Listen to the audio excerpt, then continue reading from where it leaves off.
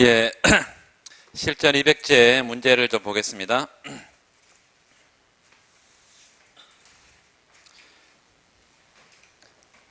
방금 다룬 것들 중에 몇 가지를 좀 확인하고 또 뭐 문제를 고지것대로 하나씩 전부 다 해설하기보다는 직관들을 좀 가지도록 이렇게 가겠습니다. 시간이 많지 않기 때문에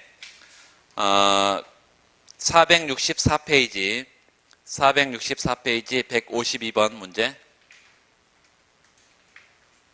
464페이지 152번 문제 환율에 관한 문제입니다. 환율 달러에 대한 일본 엔화의 가치가 최근 2년 동안 30% 하락하고 있다. 밑줄 일본이 그 아베 정부가 들어선 다음에 아베노믹스를 지속적으로 양적 완화 정책을 썼고 그 결과 사실상 최근에 브렉시트 이전까지 일본의 통화 가치가 계속 떨어졌어요. 그래서 한 2년 정도에 똑같이 지금 상황처럼 지금 2002년도 문제인데요. 지금 상황과 거의 똑같습니다. 그래서 30% 일본의 엔화 가치가 떨어졌는데 일본의 수출과 일본 경제 회생에 대한 낙관론이 대두되고 있다. 엔화 가치 하락이 일본의 수출을 증대시킨다는 낙관론의 근거를 설명해라. 그 밑에 나와 있는 복잡한 모형 다 빼버리고 그 옆에다가 조그맣게 모형을 하나 제가 그려드릴 테니까 환율 변화와 수출 관계를 여러분 설명하라고 하면 뒤에 나와 있는 케인즈의 소규모 개방경제 모형을 쓰면 되는데요. 그거의 자세한 내용은 어디 나와 있냐면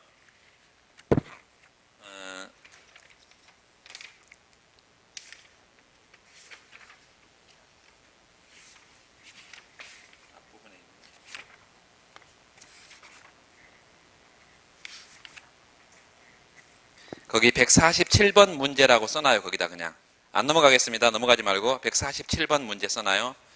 147번 문제 보면 케인즈 소규모 개방경제 모형이라고 있어요. 케인즈 소규모 개방경제 모형이 있다. 그 모형은 먼델 플레밍 모형만큼이나 개방경제에서는 중요한 모형입니다. 아주 간단한데 굉장히 많은 걸 설명할 수가 있어가지고 그래서 그 152페이지 1번 문제는 그걸로 해결하면 되는데요. 오른쪽에 빈 공간이 많이 있죠? 거기다 평면을 하나 그래서 설문 1 써놓고 설문 1 엔화 가치 하락이니까요. 환율 상승이에요. 환율 상승. 이게 일본 경제를 회생시킨다는 것은 뭘 통해서요? 순수출 증가를 통해서 일본 경제를 회생시킵니다. 일본은 20년 장기 불황 동안 경상수지는 흑자였지만 흑자 규모가 계속 줄었어요. 계속 줄었는데 요 순수출을 증가시키기 위해서 일본이 엔화 가치를 계속 인위적으로 떨어뜨리고 있단 말이죠. 인위적으로. 뭘 통해서? 아베노믹스를 통해서.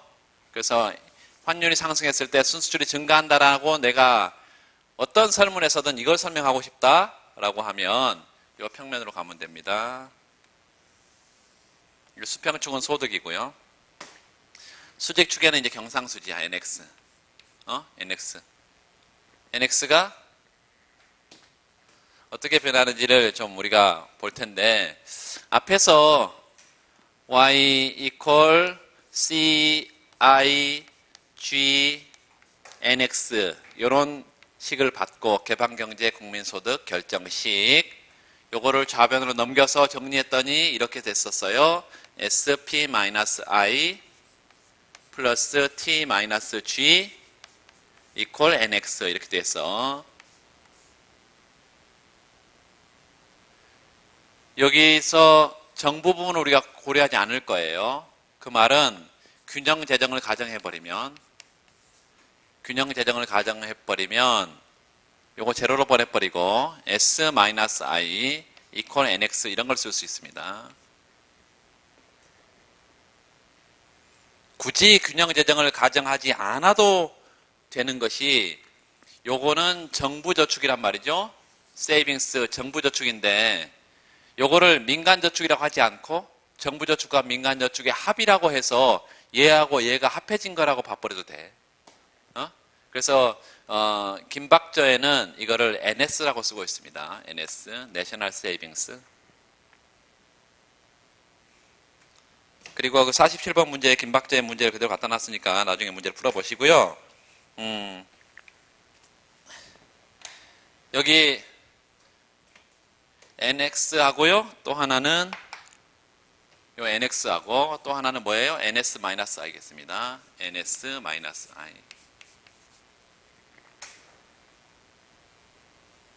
우하향하는 어떤 곡선이 있냐면 요 nx 곡선이 있어. 경상수지는 소득이 증가하면 증가할수록 뭐라 했어요?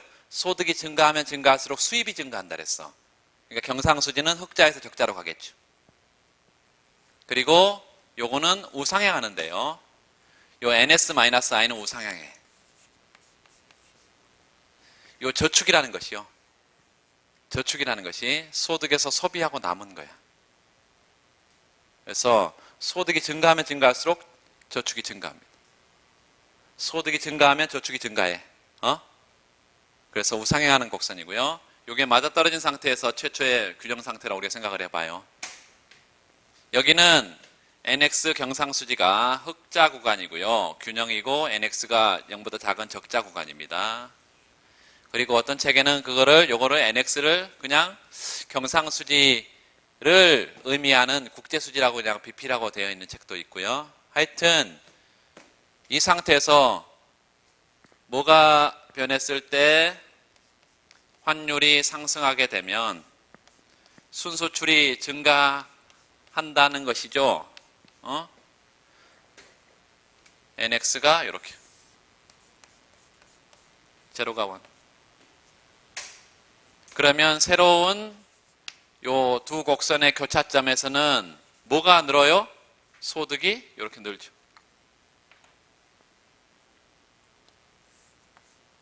소득이 늘어. 국제수지는 뭐가 돼? 흑자가 돼. 경상수지는 흑자가 되고 소득은 증가한다. 이게 결론이야. 순수출이 증가하니까 당연히 소득이 증가하겠죠. 그래서 경상수지는 뭐가 되고 흑자가 되고 소득은 증가한다는 게 이게 결론이에요. 그러면 일본 경제를 회생시키잖아. 국제수지 흑자를 통해서 국민경제 GDP를 끌어올리기 때문에 일본 경제를 회복시킨다 이것이. 그러니까 환율 상승이 경상수지를 개선시키고 그 나라 경제를 회복시킨다라고 그런 설명을 하려면 요 평면이면 충분하다 이것이. 이게 땡이에요. 두 번째는 이 문제를 본 이유는 두 번째 문제가 제이커브를 설명하기 때문이에요. 두 번째 엔화 가치 하락에도 불구하고 환율 상승 표시해놓고 엔화 가치 하락에도 불구하고 일본의 수출 금액이 뚜렷하게 증가하지 않고 있다. 수출 금액이 뚜렷하게 증가하고 수입 금액이 뚜렷하게 줄어야지 경상수지가 개선될 텐데 그래서 두 번째 문제는 제이커브를 설명하라는 것입니다. 제2곡선을 설명하라는 거야. 그래서 그 제2곡선은 환율 상승이 단기적으로 오히려 경상수지 NX를 적자로 가져가고 장기에 경상수지를 회복시킨다. 이 단기 상황을 설명하기 위해서 제2곡선 요가가 필요하다. 제2곡선. 그래서 평가절하를 하게 되면 일본의 통화가치가 떨어지게 되면 단기적으로 오히려 경상수지가 악화되기 때문에 그 악화되는 과정에서 수출 금액이 별로 늘지 않다. 그래서 그래프는 간단하게 앞에서 봤던 것처럼 이 시간 경로를 따져봤을 때 단기적으로 적자가 되고 장기에 서서히 개선돼서 이 J자 모양을 닮았다. 근거를 방금 설명을 다 드렸고요.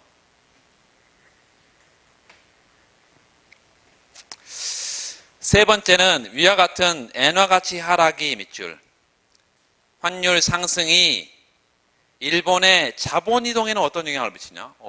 자본 이동은 뭘로 다 설명할 수 있다 그랬어요? 이자율 평가. 자본 이동은 뭘로 다 설명할 수 있어? 이자율 평가로 다 설명할 수 있다. 그래서 3번은 자,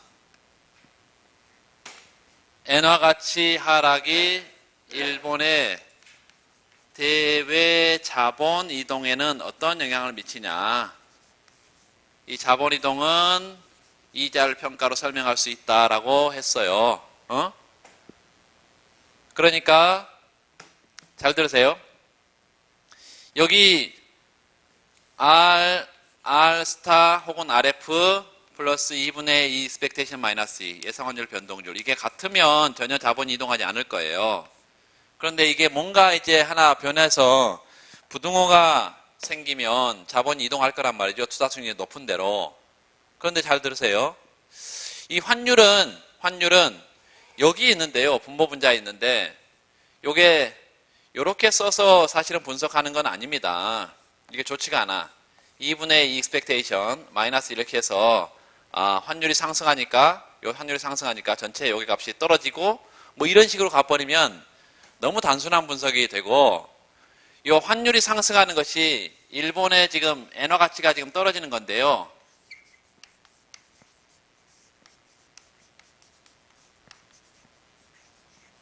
엔화 가치가 하락하는 게 지금 환율 상승이란 말이죠. 그런데 자본 이동은 앞으로 통화 가치가 어떻게 될 것인가가 굉장히 중요해.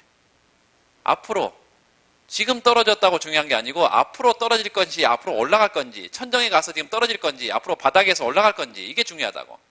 그래서 요 예상 환율 상승이 자본 이동에 미치는 영향 또는 예상 환율 하락이 자본 이동에 미치는 영향 이게 중요하다고.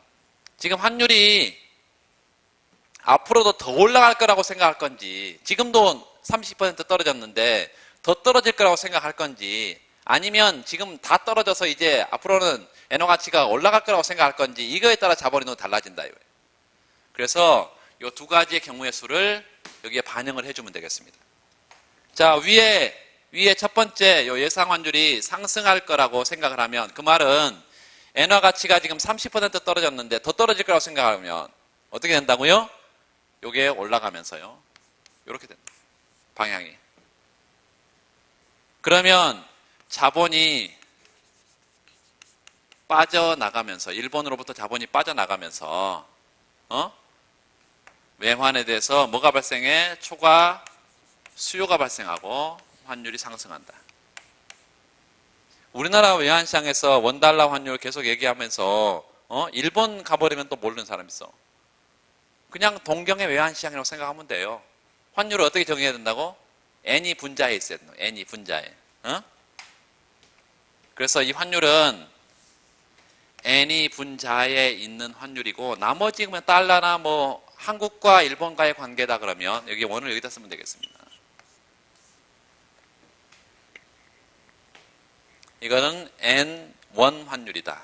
이렇게 일본 시장, 미국 시장 가면 어떻게 쓴다고요? 달러를 분자해서 미국 시장 가면 이게 다 자국통화 표시 환율이다 이거예요. 두 번째는 여기는 어때요? 여기는 예상 환율이 떨어지게 되면 반대로 생각하면 되겠습니다. 이게 떨어지게 되면 이게 떨어져. 그럼 부등호 막 이렇게 되겠지. 그러면 일본으로 자본이 들어와.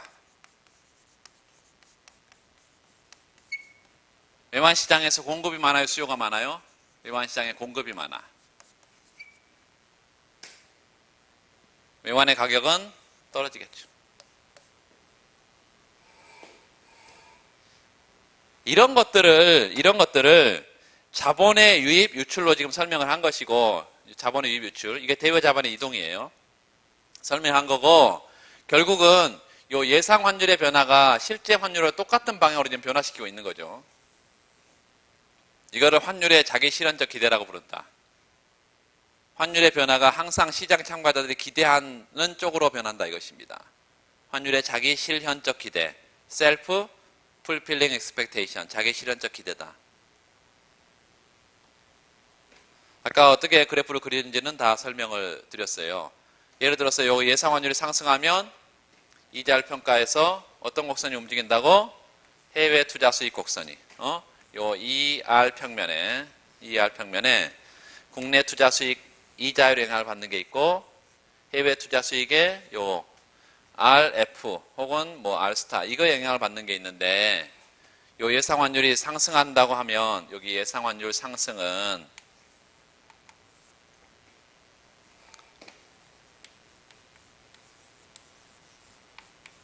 상승한다면 요 노란색이죠?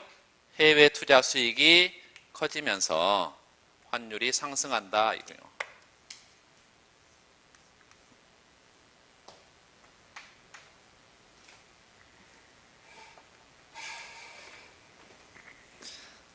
자, 넘어가시고요. 그 일반 행정에서 그 153페이지 문제를 지금 이제 일반 행정에서 나온 그 기출보다 실제 국제 경제의 내용을 좀 집어넣어서 좀 변형시킨 건데요. 뭐만 좀 알아두는 게 필요하냐면 다음 페이지 넘어가보세요. 153번 문제 467페이지.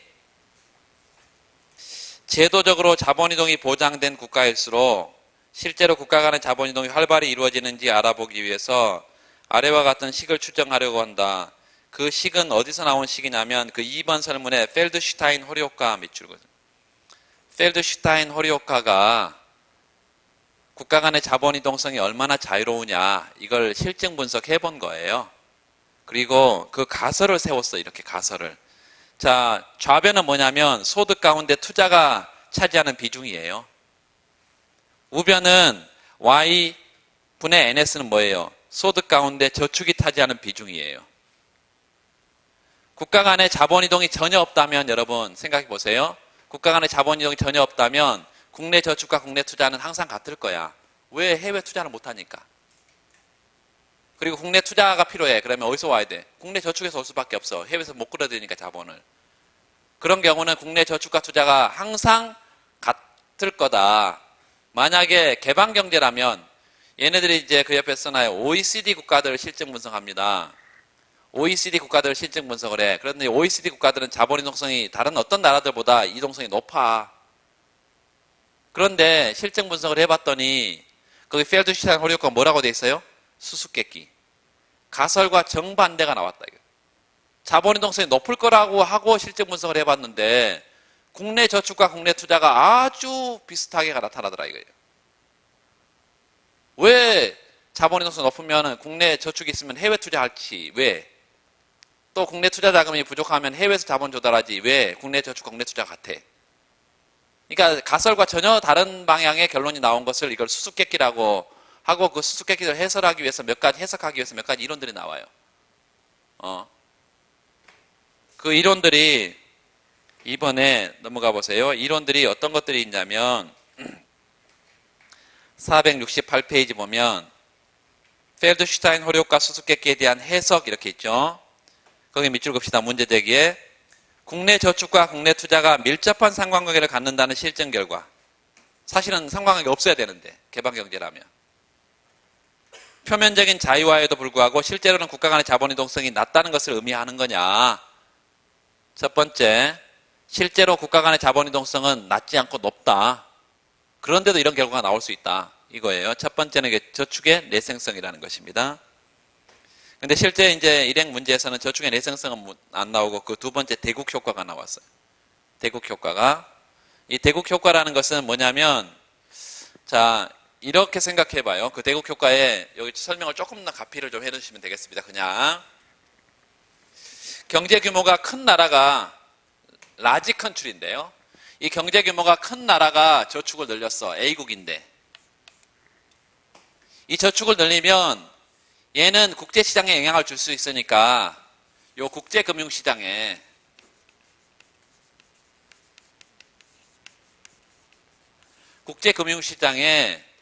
유동성을 풍부하게 만들어 줄 거예요. 얘가 저축을 많이 하게 되면 국제시장에 이 저축 자금이 국제시장으로 금융시장으로 흘러갈 거니까 이 풍부한 유동성을 가지고 여기로부터 B국이 저렴하게 자금을 조달해서 투자를 늘릴 수 있을 거야.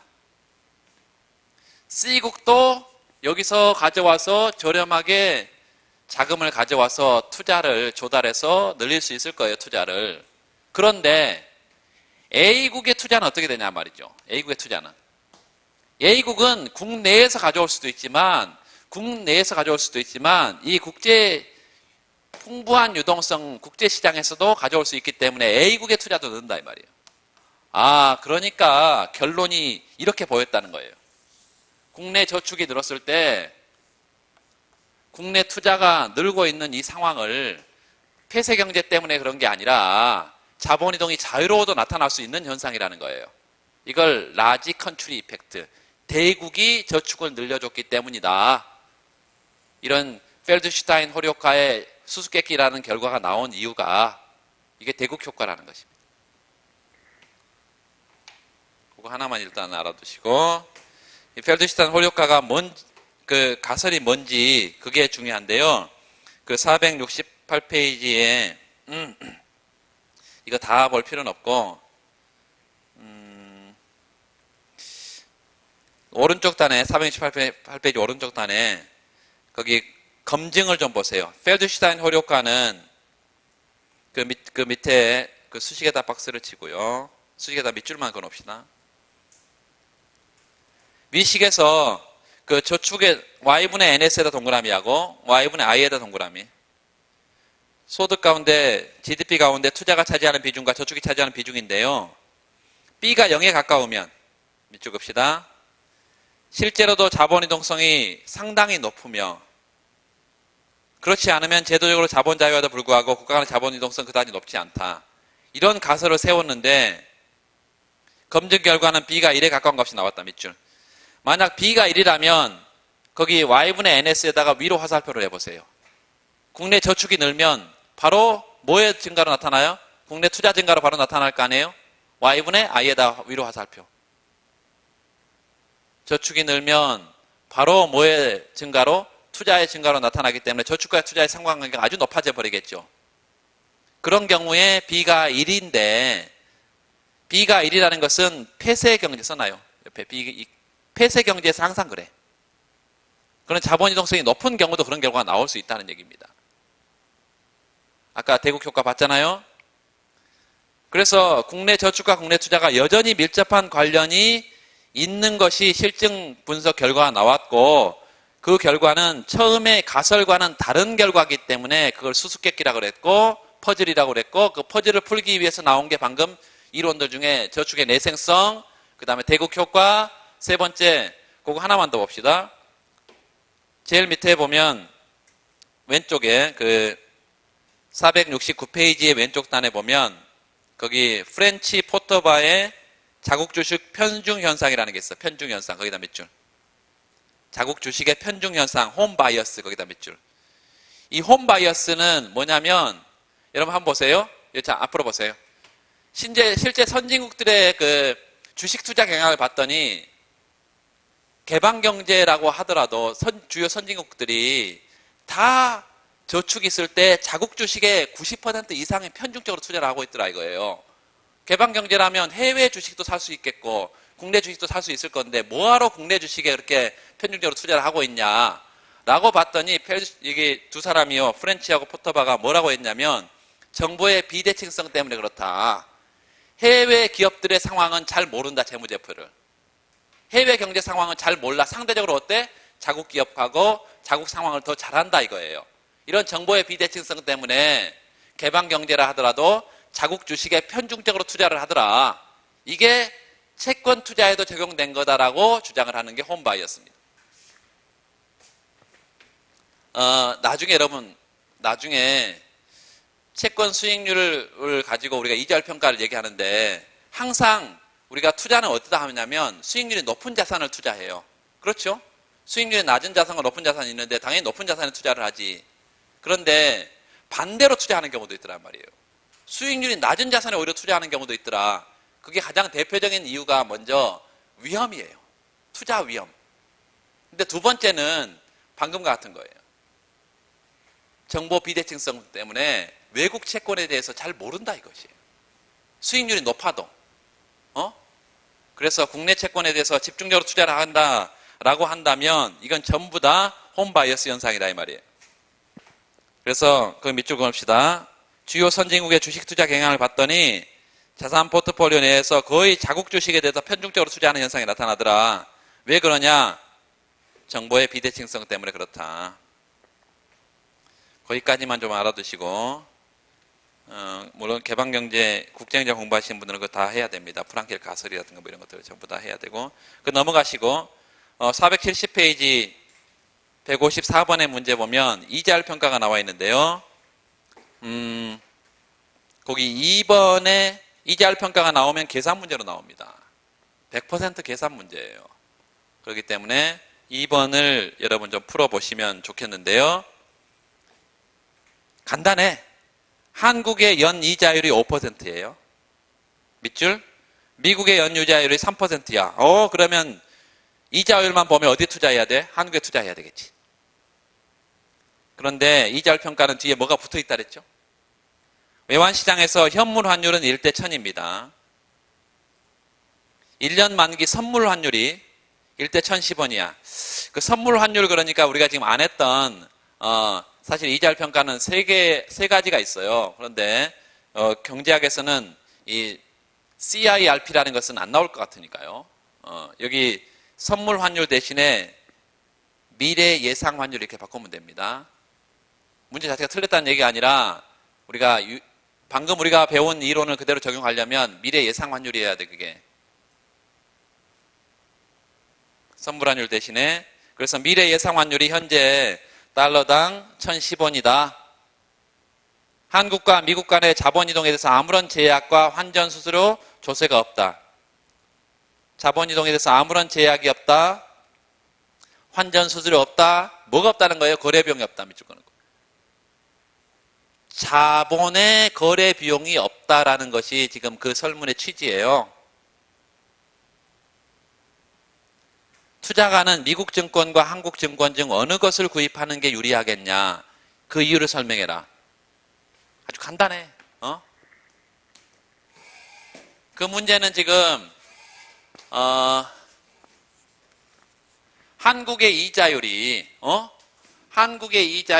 얘가 5%야. 5%. 뭐 0.05 이렇게 써도 되고. 미국의 이자율은 몇 퍼센트예요? 3%예요. 예상 환율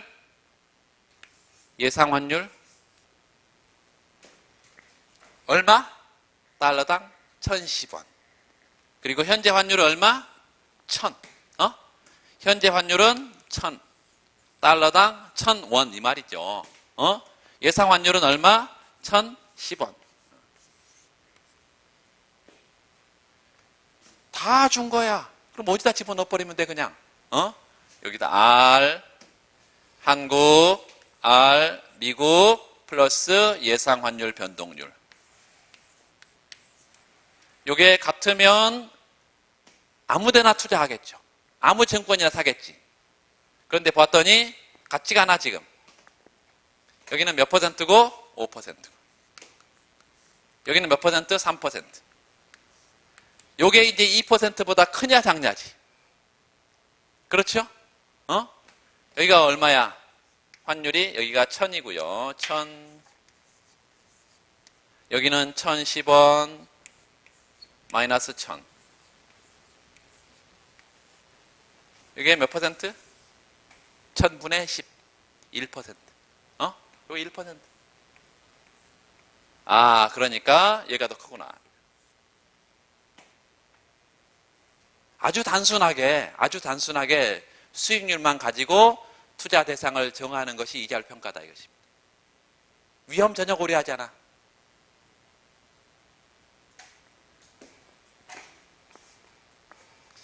그리고 거기처럼 이제 아까 예상 환율을 뭘로 바꿨는데 요거 선물 환율을 보통 이제 F라 그러는데요. 선물 환율을 뭘로 바꿨어 지금?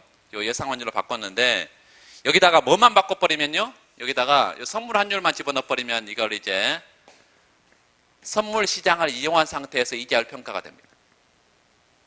똑같아.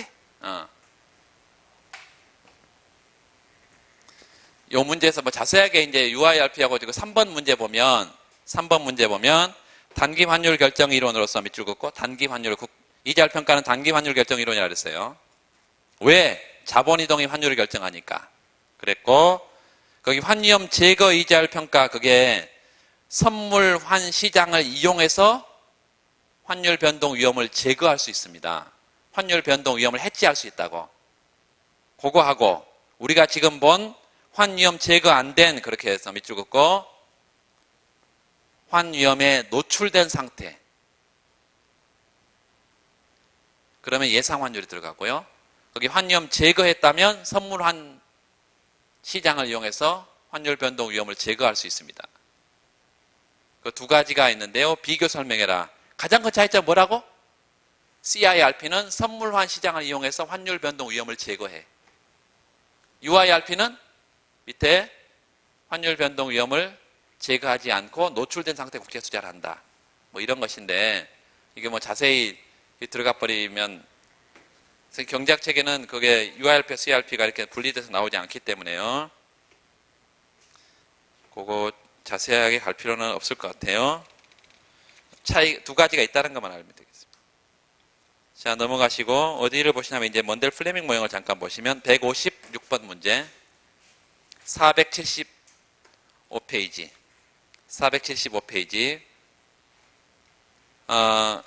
156번 문제 보면 최근 미국 금융위기 2008년입니다. 미국, 일본, 유럽 선진국 경제가 악화되고 있다. 거기 선진국의 경기 침체에다 밑줄 긋고, 선진국의 경기 침체가 우리나라의 동그라미 하고요. 우리나라는 소국 개방 경제로 보통 분석합니다. 소국 개방. 그리고 자본 이동이 자유롭다. 밑줄 BP가 수평이다. 변동환율 제도를 채택하고 있다. 불균형 조정 변수는 환율이다. 최종적으로는 IS와 BP가 움직인다. 요 세 가지, 한국은 소국 개방 경제, 완전 자본, 변동 환율 제도. 가정을 주지 않으면 이렇게 가정을 합니다. 첫 번째는 변동 환율 제도에서 소국 개방 경제 밑줄 긋고 해외 경기 변동이 국내에 파급되지 않는다라는 주장. 이게 이제 차단 효과라는 것입니다. 차단 효과. 차단 효과에 대한 설명인데 그 뒤에 그래프를 그냥 보면 되겠어요. 차단 효과. 넘어가 봅시다.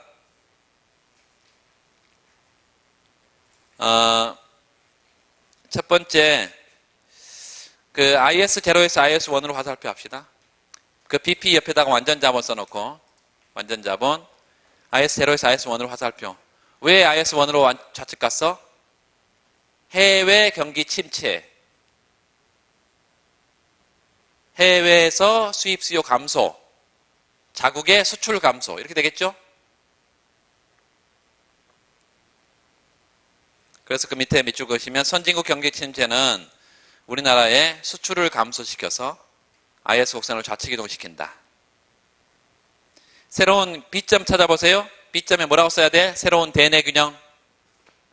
새 대내 균형. 이자율은 RF하고 R1의 차이. 자본 어떻게 돼? 자본 유출. 환율 상승. 순수출 증가. IS 우측. 원래로 돌아온다. 그래서 처음에 해외 경기 침체가 자국의 순수출을 감소시켜서 IS 좌측 갔는데 다시 환율 변화를 통해서 원래로 돌아오고 있죠. 그래서 그 Y 제로 이퀄 Y2 이렇게 되어 있는데요. 거기다가 동그라미하고 해외 경기 침체가 국내 소득에 아무런 영향을 미치지 못하고 있죠. 차단됐다. 이게 그래서 차단 효과라고 부르고 영어로는 인슐레이션 이펙트, 고립 효과, 차단 효과 이렇게 부릅니다. 그 단어가 없네. 그 위에 그 설문의의 바로 위에 거기 밑줄 그어놓고 IS 곡선은 다시 원래로 돌아오고 그러므로 소비가 변화 없고 국민소득도 변화가 없고 투자도 변화 없고 다 변화 없어요. 그래서 국내 거시경제 변수는 밑줄 해외 경기 침체 영향을 받지 않는다. 밑줄 긋고 차단 효과다. 차단 효과.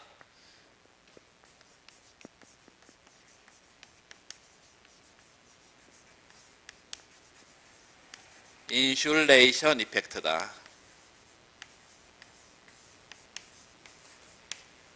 차단 효과. 차단 효과 밑에 좀 써보세요. 차단 효과란 차단 효과란 변동환율 제도화에서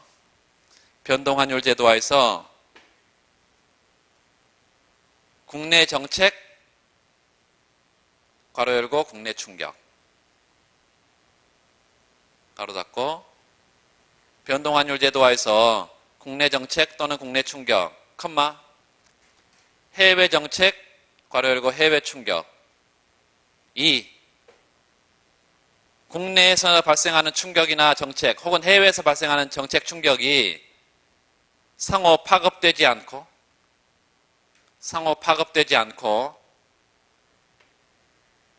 차단되는 현상. 언제 그렇다고요? 변동환율 제도에다가 박스를 치고 변동환율 제도 하에서만 차단 효과가 나타납니다. 고정환율 제도 하에서는 해외 충격이 전파가 돼요. 국내로. 해외 충격이 당연히 국내로 전파가 돼. 그리고 그 두 번째, 세 번째는 앞에서 우리가 다 본 거예요. 그 앞에 문제 답을 다시 한번 봐봐요. 2번 설문에는 우리나라 통화당국이 경기 부양을 위해서 확장 통화정책 동그라미. 확장 통화정책 2번. 이 확장 통화정책은 변동환율 제도에서 완전 자본, 아까 교과서에서 다 봤던 거예요. 뭐라고? 변동환율 제도에서 완전 자본, 확장 통화정책은 가장 강력한 효과를 갖는다 그랬습니다. 세 번째, 정부가 소득세율을 낮추는 정책 몇 줄? 소득세율을 낮춘다는 것은 이 소득세는 어디 들어있어? 소비의 가처분 소득에 들어있어요. 그래서 소득세율을 낮추면 가처분 소득이 증가하면서 소비가 증가하고 IS 곡선이 이동하고 더 이상 볼 필요가 없겠어요. 그렇게 가면 되겠고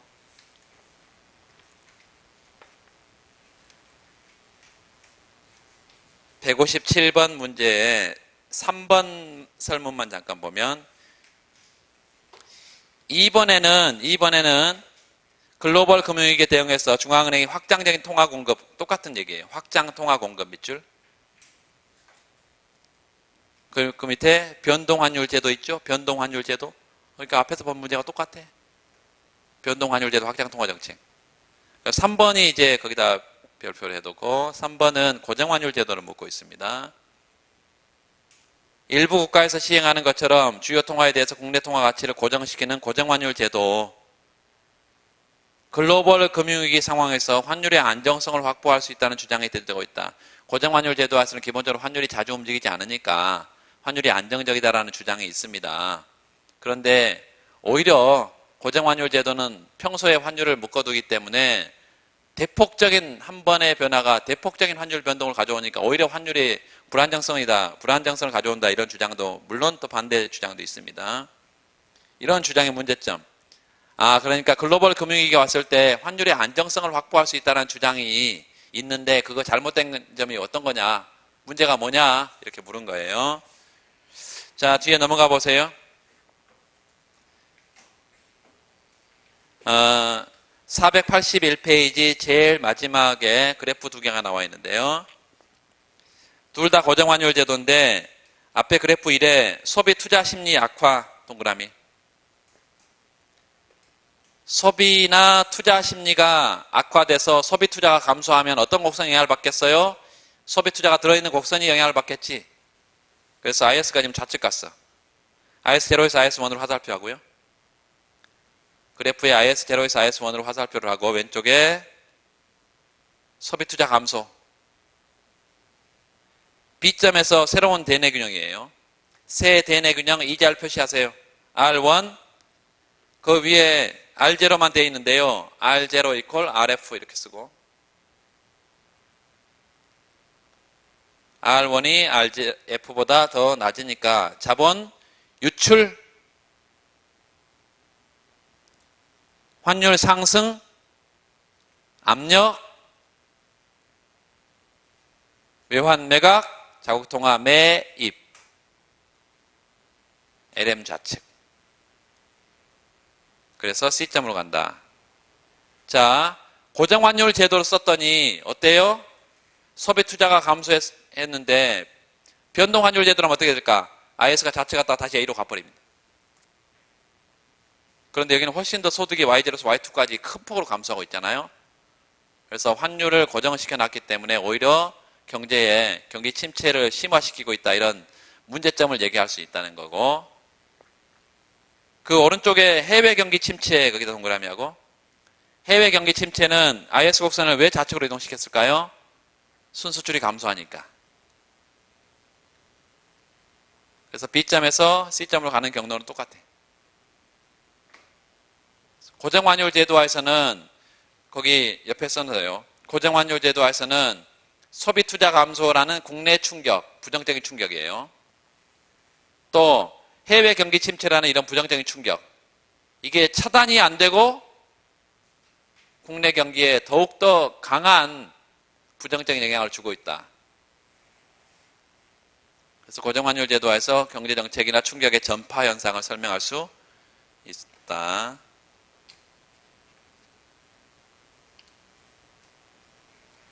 그 정도까지만 일단 하겠습니다.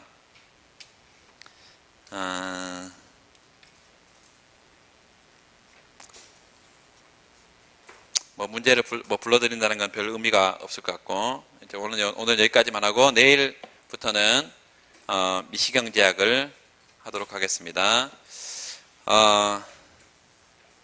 내일 모레 목요일 날은 물론 그 목요일 시험은 미시경제학만 볼 거고요. 내일부터 미시 할 건데 실전 200제 물론 가지고 오셔야 됩니다. 미시경제학 책하고 좀 봐서 지나가면서, 그러니까 좀 진도 나가면서 하루는 집중해서 이론 정리를 하고 하루는 문제를 집중해서 풀고 뭐 이런 식으로도 생각을 하고 있으니까요. 참고하시고 나중에 그때그때 말씀을 좀 드리도록 하겠습니다. 오늘 여기까지 하겠습니다. 수고하셨습니다.